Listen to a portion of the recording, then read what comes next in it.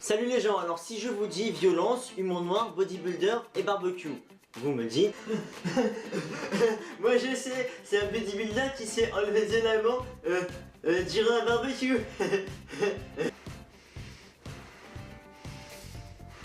Mais non voyons, je parle bien évidemment du film No Pain No Gain. Alors le film a été réalisé par Michael Bay qui est mondialement connu pour ses 3 succès que sont les Transformers. Au niveau du casting, on retrouve des gens comme Mark Wahlberg dans le rôle de Daniel Lugo, Anthony Mackie dans la peau de Adrian Dorbal et Dwayne Johnson alias The Rock qui joue le rôle de Paul Doyle. On notera aussi la présence de Ken Jeong alias Mr. Cho dans les Very Bad Trip et de Monsieur Monk alias Tony Shalhoub. Le film raconte l'histoire vraie de Daniel Lugo, un coach sportif qui ferait tout pour vivre le rêve américain. Pour cela, il engage 2 autres bodybuilders, Adrian Dorbal, un ami, et Paul Doyle, un ex-tolard. Le plan est simple, on se procure des armes chez un mec aussi blanc qu'un cachet d'aspirine et dont on n'aura même pas besoin, on enlève un des plus riches clients du club et on lui prend tout, son argent, sa maison, sa voiture et même son chien. Ça aurait pu être le plan parfait si Victor n'avait pas reconnu Daniel et sa bande. Par la suite, les apprentis kidnappeurs vont entrer dans un cercle vicieux et enchaîner les conneries, assassinats, enlèvements, vols, et se font finalement arrêter. En fait, ce film est un véritable appel à la connerie, tout est stupide dans ce film.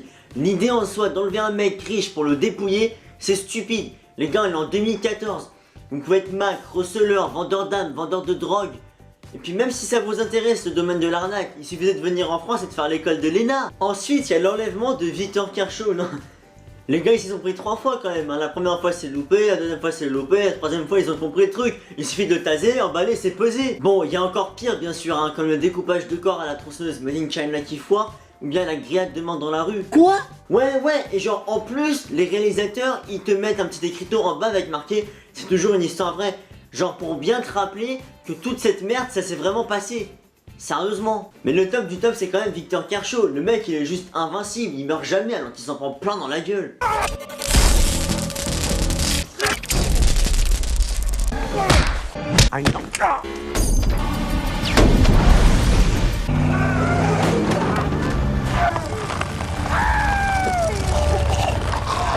Non mais attendez là, le mec qui s'est fait taser 2 fois de suite, il s'est fait défoncer le crâne à coups de poing et à coups de gomme, il s'est fait renverser par une voiture, il a eu un accident de voiture, sa voiture a explosé pendant qu'il était dedans, et au final il se prend un écrasement facial, et vous voulez me dire qu'il est encore en vie? Ok, en putain d'état certes, mais il est encore en vie. Moi quand je me coupe le doigt avec une feuille de papier, c'est limite si je vais pas direct aux urgences. Un autre truc qui m'a fait délirer, c'est lorsque Adrian drogue 2 fois de suite une meuf avec des tranquillisants pour chevaux.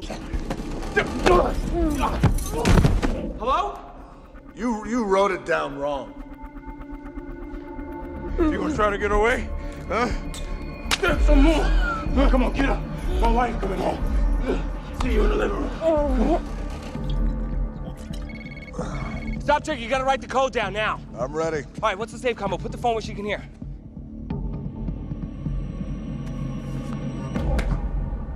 She can't hear nothing, man. What's the problem?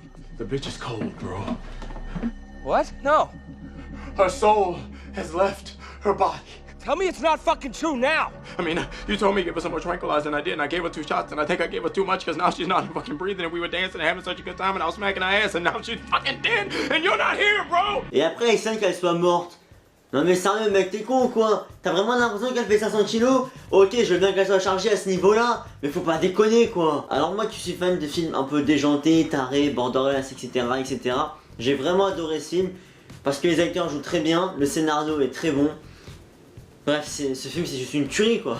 Voilà, c'était l'épisode numéro 4 de Spoiler, j'espère qu'il vous a plu. Si c'est le cas, n'hésitez pas à vous abonner en cliquant sur ma tête et à faire tourner et ma chaîne et mes vidéos parce que moi ça me fera toujours plaisir. N'hésitez pas non plus à lâcher une petite critique dans les commentaires histoire que je m'améliore, et puis n'oubliez pas, no pain, no gain.